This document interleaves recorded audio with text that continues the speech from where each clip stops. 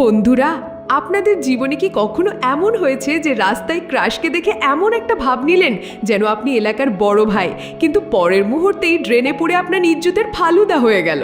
কি একটা অবস্থা রে বাবা! কিংবা যাকে দেখে আপনার বুকের ভেতর গিটার না বরং আস্ত একটা ড্রাম সেট বাজতে শুরু করে, সেই ছেলেই আপনাকে বলে, দিদি কেমন আছেন?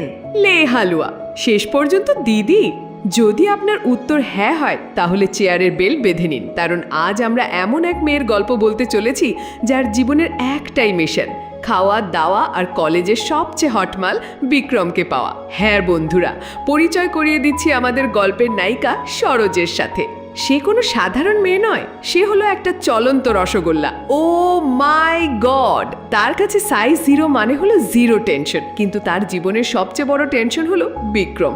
ছেলেটা এমন এক 6 প্যাকের দোকান যাকে দেখলে সরোজের মনে কামনার এমন আগুন জ্বলে যে সেই আগুনে ডিম ভাজাও হয়ে যাবে। কিন্তু সমস্যা হলো বিক্রম হলো একটা আস্ত ফিগার সচেতন খবিশ। তার চোখে সরোজ কোনো প্রেমিকা নয়, বরং একটা হেলদি ফ্রেন্ড, মানে যাকে দিয়ে প্রয়োজনের টিফিন বক্সটা খোলানো যায় কিন্তু প্রেম করা যায় না। সরোজ যখন বিক্রমের জন্য ডায়েটিং করে কচি কলাবাতা চিবানো শুরু করেছে, আর বাবা যখন মেয়ের বিয়ের জন্য ঘটক লাগিয়ে পুরো এলাকায় হুলুস্থুল ফেলে দিয়েছে, ঠিক তখনই গল্পে এন্ট্রি নেয় এক নতুন খেলোয়াড়, শান্তনু, লে হালুয়া। বন্ধুরা, এইবার কিন্তু খেলা জমে একেবারে ক্ষীর হয়ে যাবে, কারণ এই ছেলেটা আবার বিক্রমের একেবারেই উল্টো। সে সরোজের মোটা শরীরে নয়, বরং তার দিলদরিয়া মনে ফিদা। শান্তনুর চোখে সরোজ হলো একটা মিষ্টি টেডি বিয়ার, যাকে জড়িয়ে ধরে আরাম। আর এখানেই তো আসল খেলা শুরু হয়ে যায়। একদিকে সরোজের পুরনো ক্রাশ, যার জন্য সে একসময় জিমে গিয়ে ঘাম ঝরাতে গিয়েও ঘুমিয়ে পড়তো, আর অন্যদিকে এমন একজন যে বলছে তুমি যেমন আছো তেমনই ভালো। লে ঠেলা! এখন সরোজ কি করবে? সে কি পুরনো সেই খবিশ প্রেমিকের জন্য ওজন কমিয়ে 6 প্যাক বানাবে, নাকি নতুন প্রেমিকের সাথে বসে বিরিয়ানির হাড়ি সাভার করবে? সরোজের মন আর শরীরের এই লড়াইয়ে শেষ পর্যন্ত কার পাল্লা ভারী হবে? তার বাবার ঘাটকালি কি কোনো কাজে আসবে, নাকি মেয়ের প্রেম কাহিনীতে তিনিই নিজে ভিলেন হয়ে যাবেন? এই ভালোবাসার খিচুড়ি কি শেষ পর্যন্ত রান্না হবে, নাকি হাঁড়িটাই ফেটে যাবে? চলুন আর এক মুহূর্ত দেরি না করে ডুব দেওয়া যাক আজকের এই নন স্টপ হাসির ভরপুর মশালায় ভরা এক আজব প্রেমের গল্পের গভীরে। আর হ্যাঁ, এটা কিন্তু মুভির প্রথম পর্বের গল্প। দ্বিতীয় পার্টের লিংক কমেন্টস বক্সে দেওয়া থাকবে, ভালো লাগলে দেখে নেবেন। তো বন্ধুরা, শুরু করছি আজকের গল্প।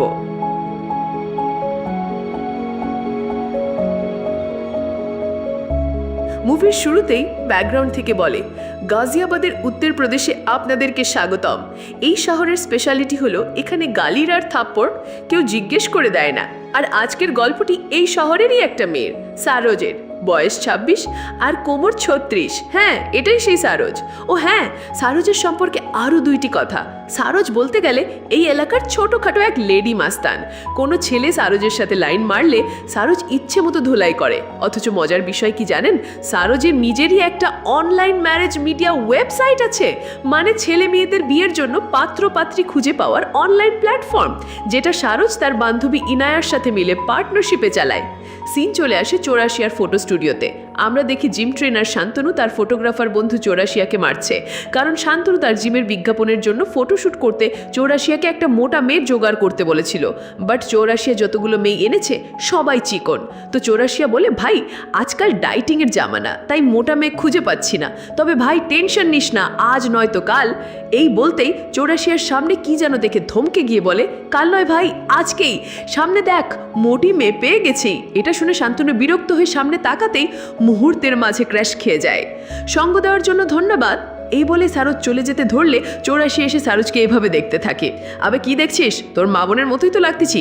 চৌরাশি শান্তনাকে বলে, ভাই আমি বলেছিলাম না খুব শীঘ্রই মোটি মেয়ে পেয়ে যাব, এই দেখো মোটি মেয়ে। শান্তনু ভয়ে মুখ ফিরিয়ে থাকে। চৌরাশিয়া বলে, ভাই এদিকে দেখো, বলো এই আলুর বস্তার মতো মোটি মেয়েটা চলবে? শান্তনু ভয়ে বলে ওঠে, ভাই তুই কি করছিস, আমি তোকে চিনি না। এর মাঝেই সিন কাট হয়ে চলে আসে একটা সমোসার স্টলে। এ হলো সমোসা বিক্রেতা পিন্টু যাদব, সারোজের একমাত্র ছেলে বন্ধু, নিজের গোষ্ঠীর একমাত্র গ্র্যাজুয়েট পাস ছেলে, আর হ্যাঁ অমিতাভ বচ্চনের ফ্যান। তো এমন সময় সারোজ আসলে পিন্টু বলে, আরে গুরুজি আজকে একলা এসেছো যে, ইনায়া কোথায়? সারোজ বলে ডেট করতে গেছে। এটা শুনে পিন্টুর কলিজা ছ্যাত করে ওঠে। সিন কাট হয়ে সকালবেলা সেই রাস্তার মোড়ে আসলে দেখি শান্তনু সারা রাত থেকে সেখানেই ছিল। তো সকালবেলা সারোজ সেজেগুজে তার ম্যারেজ মিডিয়া অফিসে যাওয়ার জন্য বেরোয় নাস্তা করতে বসে। এমন সময় পিন্টু সারোজের জন্য সামোসা নিয়ে আসে আর বলে ইনায়ার সাথে আমার বিয়ের আলাপ করেছিস? সারোজ বলে আবে কালকেই ওর ব্রেকআপ হয়েছে, সারা রাত অনেক কান্না করেছে, কয়েকটা দিন তো যেতে দে। তো যাই হোক, নাস্তা শেষ হলে সারোজের বাবা টিফিন দিয়ে বলে তাড়াতাড়ি ফিরিস। এরপর সারদ স্কুটি নিয়ে তার অফিসে এসে পৌঁছালে চকলেট মুখে নিতে ধরে বিরাট বড় হাঁ করে। না, চকলেট খেতে এত বড় হাঁ করেনি, মুখ হাঁ হয়েছে এই মহাশয়কে দেখে। এই হলো বিক্রম, সারজের স্বপ্নের একমাত্র রাজকুমার, যে কয়েক বছর আগে কানাডা চলে গেছে। তারপরে প্রথম আজকে সারজ তাকে দেখলো তো সারজ খুশিতে গোলগোলা হয়ে বলে ইনায়া দেখ বিক্রম। ইনায়া ফটো দেখে বলে ওই শালা তো গত 3 দিন থেকে আমাকে গালি দিয়ে মা বাও এক করে ফেলছে, কী সব নোংরা গালি, তাও আবার ইংরেজিতে। সারজ ফিলিংস নিয়ে বলে এর মুখে তো গালি শুনতেও মধুর লাগবে। ইনায়া বলে তোর মা বোন নাই তো তাই তোর গায়ে গালি লাগে না? সারজ বলে ওই কুত্তি, এ আমার ন্যাংটাকালের একতরফা ভালোবাসা, আমার স্কুলওয়ালা ক্রাশ। ও আচ্ছা, তাহলে এই মালটাই থলে বিক্রম। বিক্রমকে মাল বলায় সারজ তো খেপে যায়।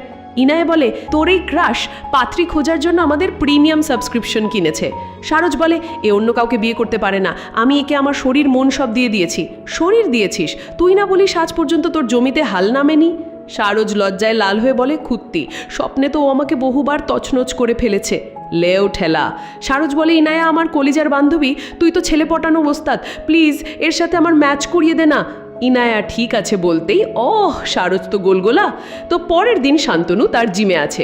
এমন সময় চৌরাশিয়া এসে বলে ভাই আজকে দিল্লিতে একটা বিয়েবাড়ির ফটোশ্যুটের কাজ পেয়েছি, কিন্তু আমার ঘাড়ের তো এই অবস্থা, তাই প্লিজ আমার সাথে চল, ফটোশ্যুটটা করে দিবি। সিন কাট হয়ে দিল্লির সেই বিয়েবাড়িতে আসলে দেখি এখানে পিন্টু ক্যাটারিংয়ের কাজ পেয়েছে, আর এই সুবাদে সারজ এবং ইনায়াও এসেছে। তো পিন্টু লুকিয়ে বিয়েবাড়ির মদের বদলে ফুচকা মদের মদ ভরে সারজ ইনায়াকে খাওয়াচ্ছে। ওদিকে সিন বরবউয়ের কাছে আসলে দেখি শান্তনু ফটোশ্যুট করতে এসেছে। তো চৌরাশিয়া হঠাৎ সারজকে দেখে অবাক হয়ে বলে ভাই তোর কি কপাল মাইরি, ভাবি দেখি এখানেও চলে এসেছে। শান্তনু অবাক হয়ে পিছনে তাকায়। তো শান্তনু সারজের কাছে আসলে সারজ বলে তুমি সেই ছেলে না যে সেদিন আমার সাথে নাচলে? আরে তুই এখানে কেন? এই বলে চৌরাশিয়াকে মারতে গেলে শান্তনু থামিয়ে চৌরাশিয়াকে বলে আবে চেয়ে চেয়ে কি দেখছিস, ভাবির কাছে মাপ চা। ভাবি শুনে সারদ চোখ গরম করলে শান্তনু বলে দিদির কাছে মাপ চাও। চৌরাশিয়া তখন মাপ চাইলে সারদ শান্তনুকে বলে তোমার পরিচয়? শান্তনু বলে দেখতে হ্যান্ডসাম বাট কাজে বরবাদ, শান্তনু ফ্রম গাজিয়াবাদ। তো তোমার পরিচয়? সারজ বলে সারজ ফ্রম গাজিয়াবাদ।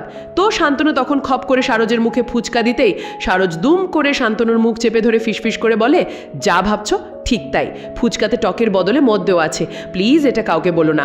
সারজের এভাবে কাছে আসায় শান্তনু রোমান্টিক মুডে তাকিয়ে থাকলে সারজ দুম করে সরে যায়। শান্তনু বলে একটা শর্তে কাউকে বলবো না, সেটা হলো আমাকেও এভাবে ফুচকা খাওয়াতে হবে।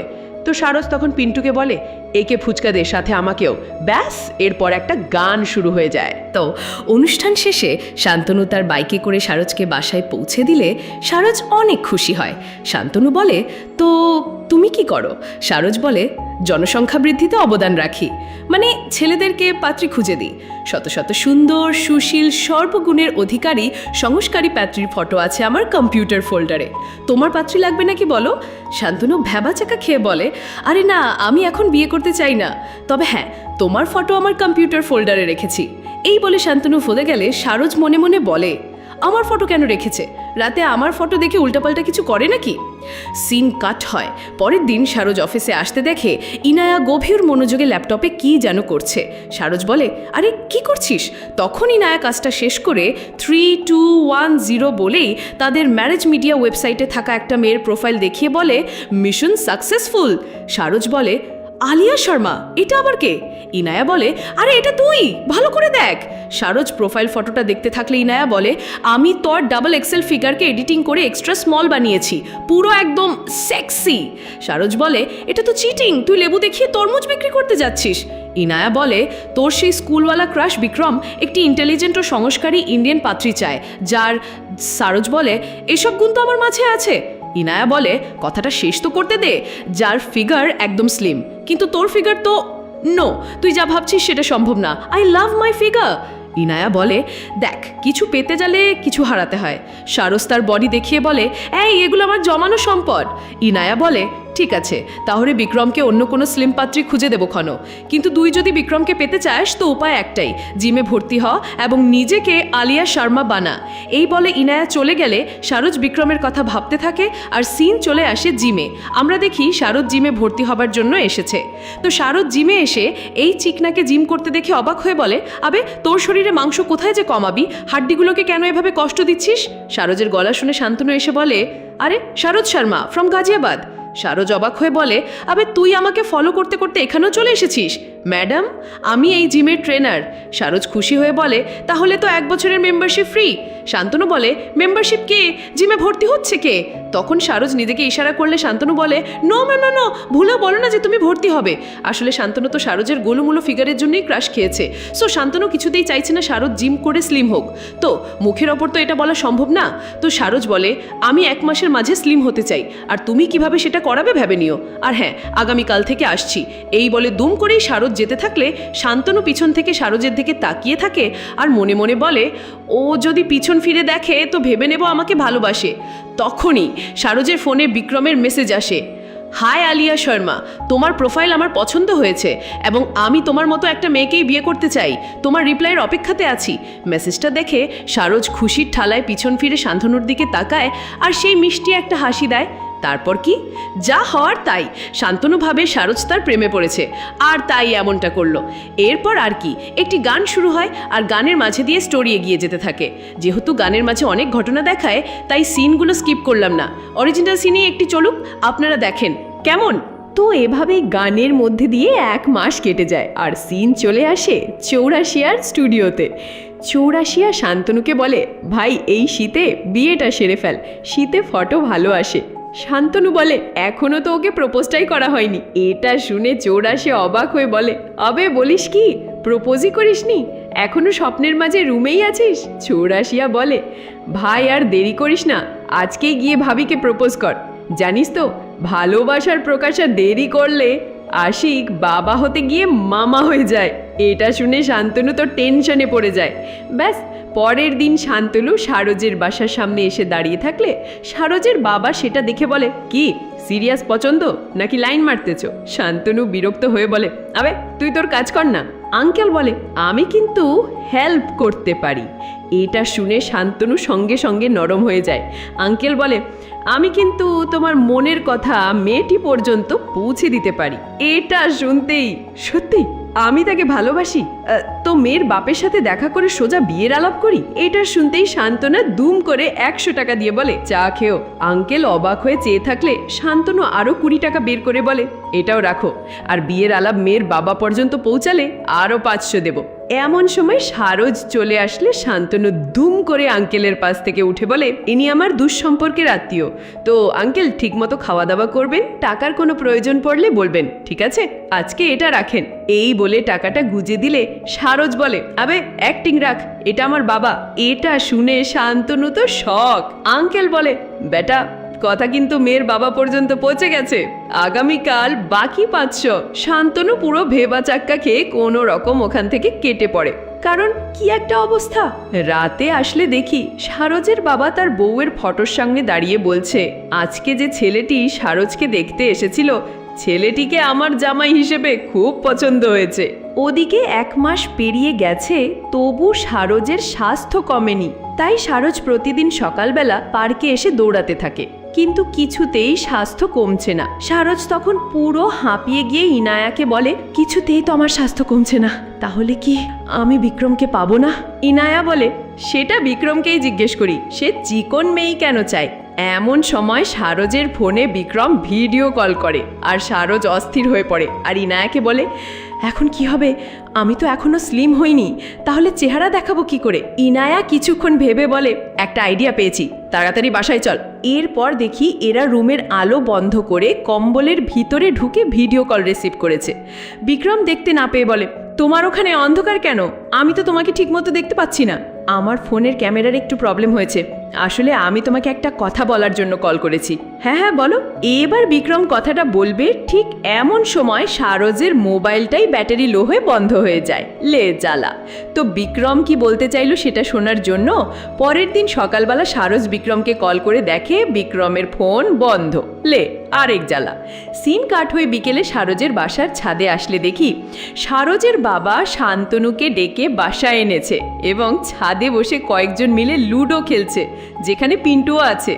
মানে শান্তনুকে আঙ্কেলের জামাই হিসেবে খুব পছন্দ হয়েছে, তাই শান্তনুর সাথে ভালো একটা সম্পর্ক বানাচ্ছে। তো যাই হোক, সারজ তার ওজন মেপে দেখে তার ওজন কমা তো দূরের কথা, উল্টো আরও আগের থেকে অনেক বেড়ে গেছে।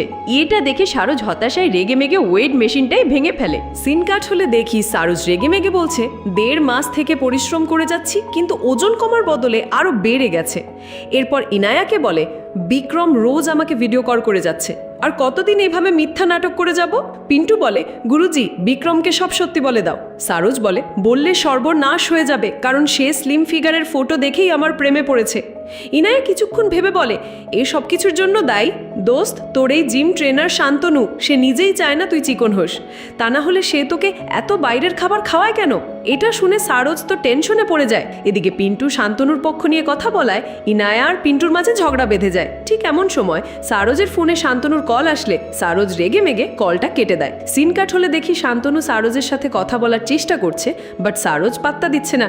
এটা দেখে শান্তনু সারজের পথ আটকে বলে, তোমার সমস্যাটা কি? আমি তোমাকে কল করছি, কল রিসিভ করছো না কেন? সারজ রেগে মেগে বলে, আমার ইচ্ছা।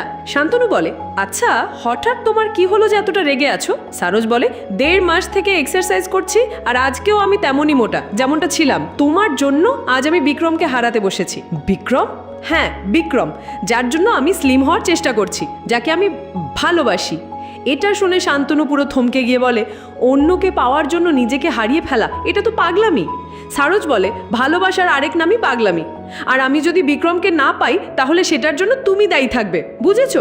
এই বলে সারজ রেগে মেগে চলে গেলে শান্তনু থ্যাম হারে দাঁড়িয়ে থাকে আর একটা গান শুরু হয়। এরপর গানের মাঝে দিয়ে কাহিনী সামনে এগিয়ে যায়। তো আপনারা অরিজিনাল সিনগুলো দেখেন। আর হ্যাঁ, গানের শেষের দিকে কিছু গুরুত্বপূর্ণ সিন আছে, সেগুলো যেন মিস করেন না। তো বিক্রম আলিয়া শর্মার সাথে দেখা করার জন্য দেশে আসে, কিন্তু এদিকে সারজ এটা জানে না। সিন সারজের বাসা আসলে দেখি সারজ বাসার আঙিনায় বসে ফল কাটছে। তো সারজ যে শান্তনুকে কয়েকদিন থেকে এড়িয়ে চলছে, এটা সারজের বাবার গানে এসেছে। তো সারজের বাবা এই বিষয়ে কথা তুলতেই বাসার মেন গেটে নক পড়ে। আঙ্কেল বলে, একদম ঠিক সময় এসেছে, তো জামাই মশাই ভিতরে চলে আসো। কিন্তু এই কি, এদিকে বিক্রম। তো বিক্রম ভিতরে এসে আঙ্কেলকে বলে, হাই আমি বিক্রম, আমি আলিয়ার সাথে দেখা করতে এসেছি। আলিয়া?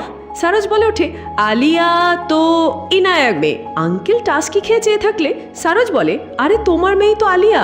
আঙ্কেল বলে, ওহ আচ্ছা। তখন বিক্রম সারজকে বলে, তো আপনি কে? সারজ ভ্যাবাচাক্কা খেয়ে বলে, আরে আমি সারজ, আলিয়ার বড় বোন। আলিয়া তোমার সম্পর্কে বলেছিল, বাট এটা বলেনি যে তুমি দুম করে এভাবে চলে আসবে। বিক্রম বলে, আসলে আমি আলিয়াকে সারপ্রাইজ দিতে এসেছি। সারজ ভেবেচিন্তে বলে, আলিয়া তো বাসায় নেই, সে একটা কাজে অন্য শহরে গেছে, কয়েকদিন পর ফিরবে। এটা শুনে বিক্রম আলিয়াকে কল করতে ধরলে সারজ ইশারায় তার বাবাকে বলে, প্লিজ সামলে নাও। তো বিক্রম কল করলে রিংটোন বাজার আগে আঙ্কেল দুম করে ফোনটা গিয়ে সাইলেন্ট করে আর ফোনটা কানে ধরে অন্য কারোর সাথে ফোন কলে কথা বলার ভান শুরু করে। তো বিক্রম কয়েকবার কল করে নাম্বার ব্যস্ত পেলে সারজ বলে, বললাম না সে বিজি আছে, তুমি টেনশন করো না, বাসায় যাও, আলিয়া নিজেই তোমাকে ফোন করবে। এটা শুনে বিক্রম চলে যেতেই আঙ্কেল সারজকে বলে, কাহিনী কি আর আলিয়াটা কে? সারজ বলে, মাদা আপনি শুধু এটা মাথায় রাখেন, আপনার দুটো মেয়ে, বড় মেয়ে সারজ আর ছোট মেয়ে আলিয়া। এই বলে সারজ চলে গেলে আঙ্কেল বলে, আমার যতটুকু মনে পড়ছে আমি তো আমার বউ ছাড়া অন্য কারোর সাথে লটর পটর করিনি, তাহলে আলিয়া কোথা থেকে আসলো? তাহলে দেখলেন তো প্রথম পর্বে কি লঙ্কা কাণ্ডটাই না ঘটে গেল। বেচারি সরোজ একদিকে বিক্রমের জন্য জিমে গিয়ে ঘাম ঝরাতে গিয়ে নিজেই প্রায় বাষ্প হয়ে যাচ্ছিল, আর অন্যদিকে তার বাবা এমন সব নমুনার ঘটক ধরে আনছেন যে মেয়ের বিয়ে তো দূরে থাক, নিজের ইজ্জত বাঁচারই মুশকিল। বিক্রম নামের ওই খবিশটা তো সরোজকে পাত্তাই দিল না। কিন্তু আপনারা কি ভেবেছিলেন গল্প এখানেই শেষ? আরে মশাই, পিকচার তো আভি বাকি হ্যাঁ। ঠিক যখন সরোজ ভেবে নিয়েছে যে তার জীবনে রিমোট কন্ট্রোলটা আর তার হাতে নেই, তখনই গল্পে এন্ট্রি নিল এক নতুন হেলোয়ার। এমন একজন যার কাছে সরোজের ওজনটা কোনো সমস্যাই নয়, বরং তার কাছে সরোজ হলো একটা মিষ্টি রসগোল্লা। এখন প্রশ্ন হলো, কে এই নতুন হিরো? সে কি পারবে সরোজের ভাঙা মনটাকে জোড়া লাগাতে? আর সবচেয়ে বড় প্রশ্ন, এই নতুন ছেলের এন্ট্রির পর বিক্রম কি আবার ফিরে আসবে? পুরনো ছ্যাচরা প্রেমিক যখন দেখবে তার মোটি বান্ধবীকে অন্য কেউ তুলে নিয়ে যাচ্ছে, তখন তার কি হিংসে হবে না? সরোজের জীবন এবার কোন দিকে মন নেবে? এক প্রেমিকের সিক্স প্যাক নাকি অন্যজনের বিশাল বড় মন? কোনটার পাল্লা ভারী হবে? তো কেবল মুভির হাফ গেল, আর এবার মুভির আসল মজা আসতে চলেছে। এখন কাহিনীতে প্যাচ লাগতে শুরু করবে এবং একের পর এক অস্থির কমেডি শুরু হবে, সেই সাথে ইমোশন তো আছেই। পরের পর্বের জন্য কারা কারা অপেক্ষা করছেন তা ঝটপট কমেন্ট করে জানান। আর হ্যাঁ, ভিডিওটা ভালো লাগলে লাইক আর শেয়ার করতে ভুলবেন না যেন। চ্যানেলটা সাবস্ক্রাইব না করলে কিন্তু পরের পর্ব মিস হয়ে যাবে। দেখা হচ্ছে খুব তাড়াতাড়ি গল্পের দ্বিতীয় আর শেষ পর্বে।